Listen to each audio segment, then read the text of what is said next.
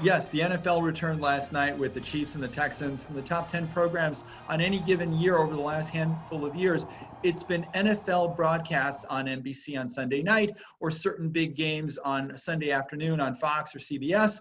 And so networks set their advertising rates based on ratings. So the higher the ratings, the more they could charge for a commercial. So the networks are really counting on live sports, even though there are very few fans or no fans in seats. This is really critical for football because the contracts with the networks are worth tens of billions of dollars for the football franchises. That's the bulk of their revenues. That's the way that teams can kind of be equivalent, even if you're in a small market team or a very large market team, because all those TV revenues are shared equally. So having a season is really important to the NFL. So let's take a look at Los Angeles.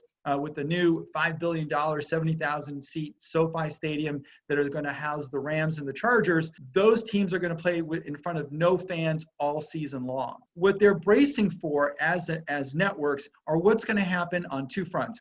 If COVID creates problems like in Major League Baseball, where teams like the St. Louis Cardinals and the Marlins had to quarantine and it ruins the schedule, that's a concern, especially during playoffs or during high rating football games. And secondly, sometimes it can affect viewership with the political atmosphere in the country if you know how viewers look at any social protests. The NFL came out in favor of the Black Lives Matter movement over the summer, admitting that they had made a mistake. They're doing some things that are important. Last night, the two teams kind of locked arms in the middle of the field. And so that might create some issues with some viewers. So a lot of networks are just kind of waiting and seeing how that's going to impact things. So it's a big deal for all these teams. And the NFL is very worried about COVID because if it disrupts the schedule, it really has a big ripple effect since there's only 17 games. Major League Baseball has 60 games.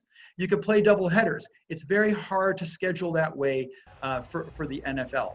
And so this is kind of what's at stake, and hopefully the networks are going to see the kind of ratings that are going to generate the revenues that they are sorely lacking, and the NFL will allow for the next few weeks for those revenues to catch up when the real TV season starts, probably in October or into early November.